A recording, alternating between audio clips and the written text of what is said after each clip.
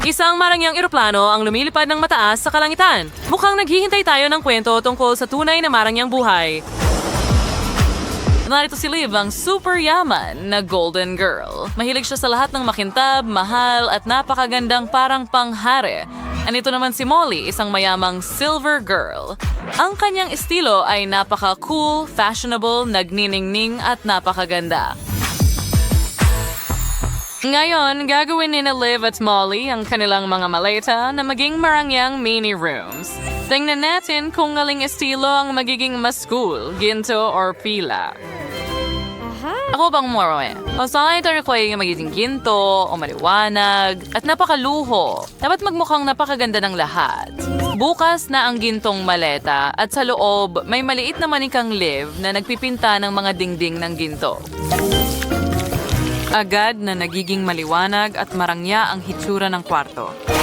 Maganda. Nagulat si Molly sa maleta ni Liv since biglang may kumatok sa kanyang maleta. Ito ang kanyang manika. Siya ay natrap sa loob, umiiyak at medyo galit. Pens, ington as Molly sa Monica ang freak nga talaga and tinakpan ang ding-ding nito. Pagkatapos na isang dagdag pa siya at mga pilak na ding-ding at sahig, ganon lang. Hiyo timakin asasalmin at usamot sa carpet. Tingnan mo yan. Maganda. Magaling, Dolly. At magdadagdag pa ako ng mga dekorasyon at kasangkapan, ang mesa na ito at isang kutsyon, at syempre isang aparador at ilang disco balls. At dito ay magkakaroon ng magandang pilak na kama. Syempre, hindi ko nakalimutan ang kumot at mga unan. Ano sa tingin mo dito, Dolly? Gusto mo ba ito?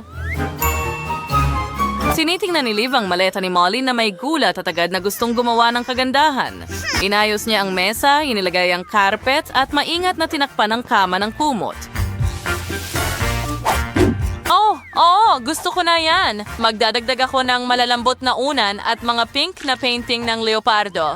Ngayon, ang kwarto ko ay mukhang wow. Tumatawa si Liv, kinuha ang kanyang sapatos at ang kanyang maliit na manika ay naglalaro at nakakatawa. Pagkatapos ay tinakpan ni Liv ang sapatos ng karpet at biglang nag-iba ito ng kulay. Tingnan mo ang mahika na iyan. Ngayon ang sapatos ay nagiging mataas na upuan at ang manika ay kumikinang sa tuwa. Samantala, ang aparador ni Molly ay nagiging mas kawili-wili rin. Nagdadagdag siya ng mga bagong bagay doon. Masaya si Molly sa kanyang aparador at si Liv ay ngumingiti ng palihim at nagdagdag din ng mga locker na may damit at isang magandang gintong damit sa kwarto. Siyempre, gusto lang niyang magyabang at patunayan na mas magaling siya.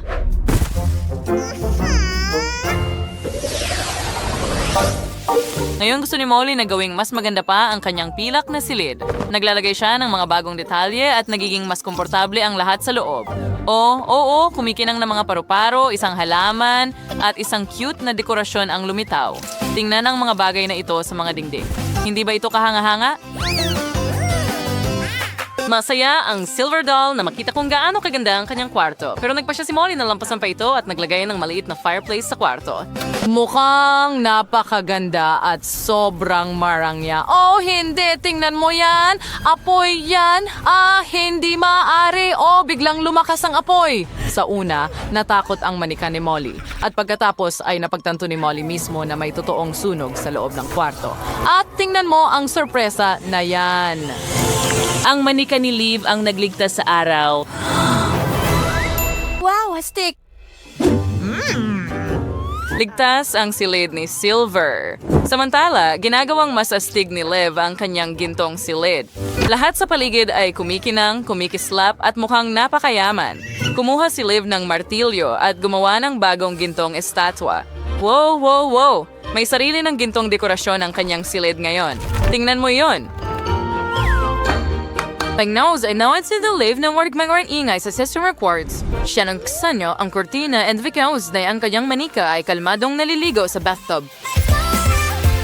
Ang manika ay masayang kumakanta sa shower at biglang napansin tayo. Aray! Nahihiya siya, pero ayos lang.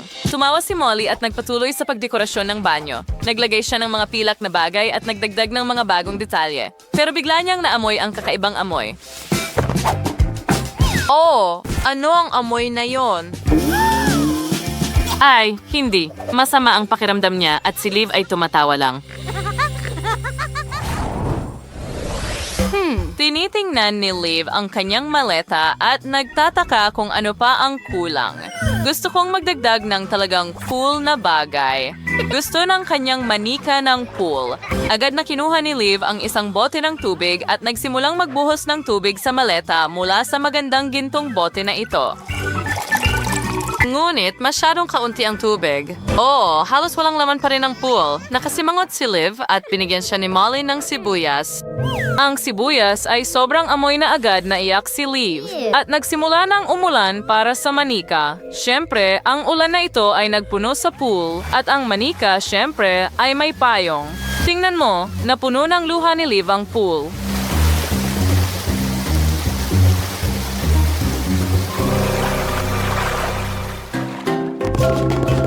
At hooray! Natupad na ang kanyang pangarap. Masaya si Dolly at tatalon na siya sa pool.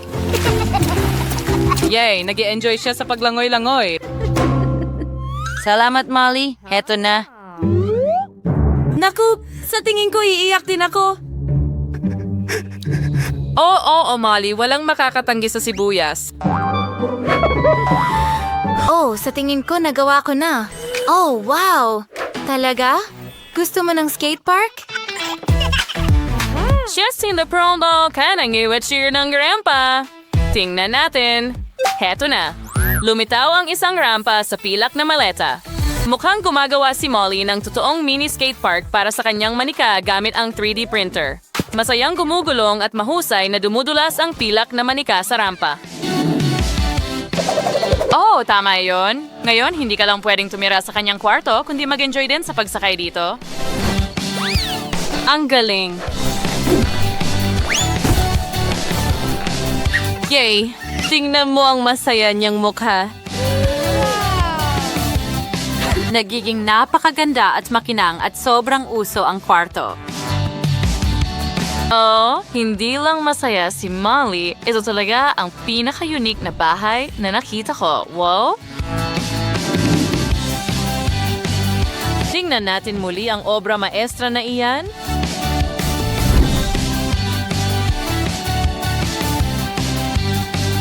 Ako ay napakasaya. Maraming salamat, Molly. Ito ang bahay ng aking mga pangarap. Wow! Ngayon, tingnan na natin ang gintong maleta ni Liv. Lahat ay kumikinang, kumikislap, at mukhang napakayaman.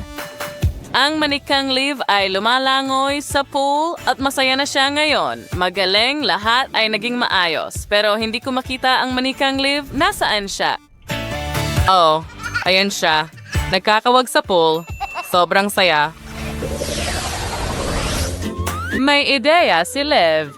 Sa tingin ko. Tingnan mo yon. Isang kahon ng konsyerto. Well, may musikero ako dito. Handa ka na ba? Tara na! Wow! Merong buong concert hall.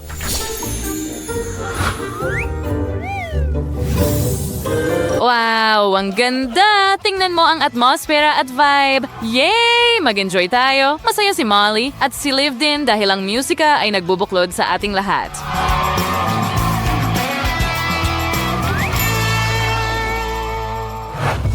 Pero tingnan mo yon, may magnanakaw. Dahan-dahan siyang lumalapit at nakatingin ng diretso sa pilak na maleta ni Molly.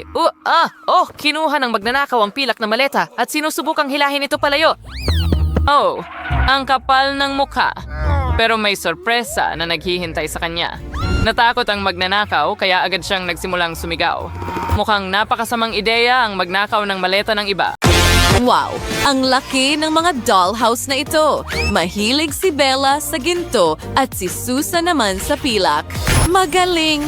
Simulan na natin ang pag-aayos ng inyong mga dollhouse. Magiging sobrang ganda ito. Tara na. Sa tingin ko, handa na ang lahat. Sige, kumuha tayo ng mga gintong kristal para sa'yo. Inaayos ang bubong.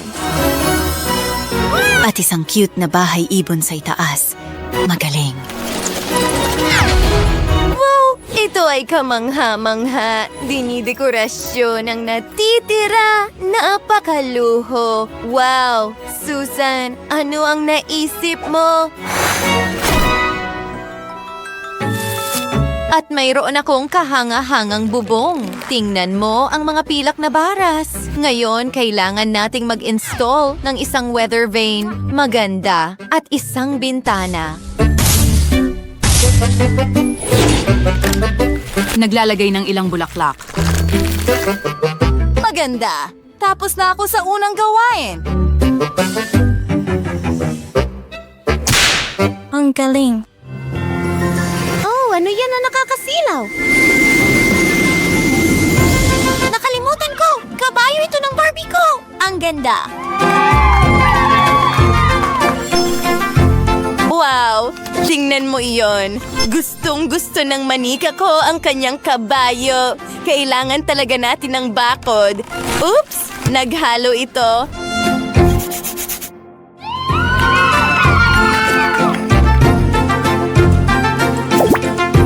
Oh, kailangan talaga ito ng kabayo ko para sa karera. Magiging sobrang astig ito. Hindi na makapaghintay. Yan ba ay isang puting tigre? Nahihilo ako. Sa totoo lang, may naisip ako. Gawa tayo ng duyan. Pwedeng mag-relax dito si Tiger at ang manika ko. Narito ang isang mangkok para sa tubig at pagkain ng tigre. Maganda. Ngayon, makakakain na ang tigre na ito. Oh, ang gagaling ninyo. Maganda. Ang cute mo. Pati ang kabayo at ang tigre ay naging magkaibigan. Ang galing. Kayo ay perpekto. Maglagay tayo ng kandila. Magaling! Ilagay ito sa kwarto at tada, magandang wallpaper. Magbitin ng ilang mga portrait.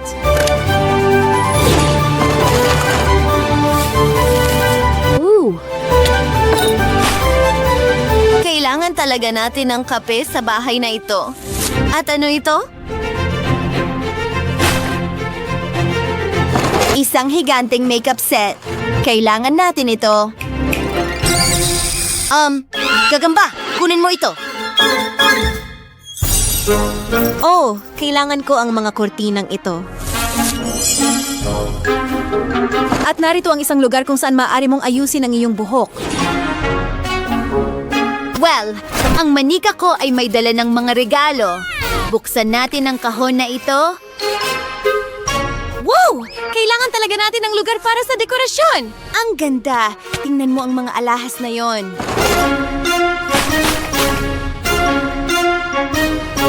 Nagiging mas maganda ang bahay na ito. At ngayon, simulan natin ang iyong makeup. Gusto mo bang i-refresh ang iyong mga labi?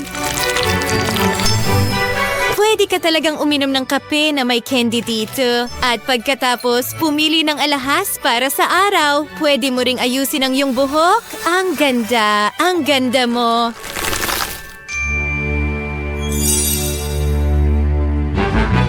Ano ang ginagawa mo? Itigil mo yan. Gagawa ako ng dressing room para sa'yo. Lahat ng damit mo ay nandito. Magdadagdag ng salamin at mesa na may upuan.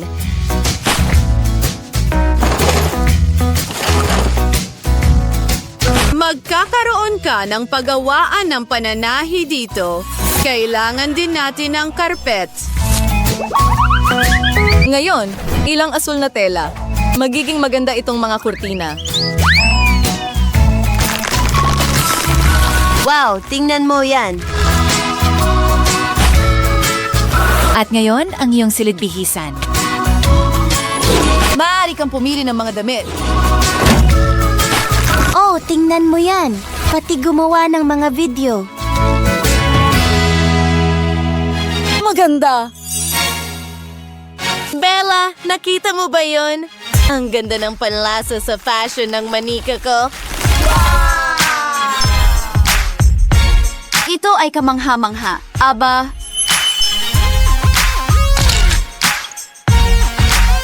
Hintayin mo! Nakakuha ka na ng napakaraming views! Ang galing! Tingnan mo! Ano? Abala ako ngayon. Kailangan ko ng sketch ng susunod na kwarto. Magkakaroon ng silid tulugan. Narito ang isang trono at isang bentilador para sa mainit na mga araw. Susunod, kailangan nating magpitin ng duyan dito. Magdagdag ng ilang totoong bulaklak. Ang ganda. Ayos lang ako.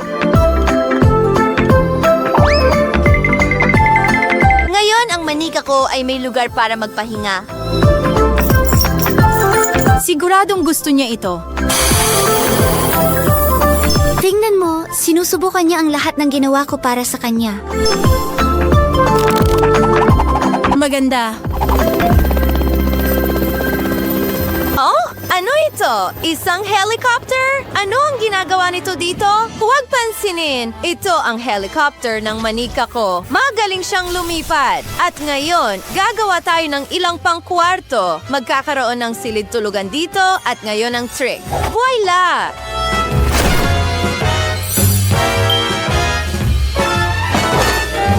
Tingnan mo ang upuan na ito at magkakaroon ng magandang lampara. Isinasabit ang TV at gagawa ng maliit na lugar para magbasa ng mga magasin. Wow, ang marangya at nagawa ko ito. Ito ang pinakamagandang mga kwarto para sa aking manika. Makakapag-relax siya kahit saan. oh, perpekto ito pagkatapos ng isang mahirap na araw. Napakasarap. Nag-e-enjoy ka ba? Talagang masasabi kong ikaw nga. Ang galing! Ha, pero hindi lang yon. Nawala ko. Ano? Talagang nawala si Susan. Sige. Okay. Pupunta na ako sa susunod na kwarto. Mahilig magpinta ang manika ko. Kaya ang lahat ay nandito sa silid na ito para sa'yo. Halika na. Wow, ang ganda nito. Gusto ko ito. Oh, ano yung ingay? Oops, pasensya na. Kailangan ko ng kristal.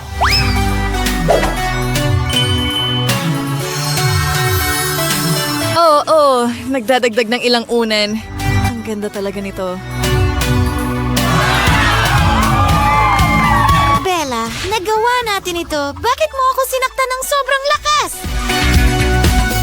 Alam ko, napakaganda ng ginawa natin at nakagawa tayo ng perpektong mga bahay-bahayan. Oo, sang-ayon ako. Sa totoo lang, medyo pagod na ako pero ang mga manika natin ay may marangyang mga tahanan. Napakaganda at kakaiba ng lahat. Kamangha-mangha. Hindi ako makapaniwala na nagawa natin ito gamit ang ating sariling mga kamay. Dapat tayong maging proud sa ating sarili. Isulat sa mga komento kung kaninong bahay ang pinakagusto mo. Tingnan mo ang lahat ng mga detalye. Ang galing. Wow! Alam ko. Hindi ko talaga makapaniwala na ginawa natin ito gamit ang ating sariling mga kamay. Mga kaibigan, talagang nagsikap kami at siguradong hihintayin namin ang inyong mga komento. Tingnan ang bawat silid.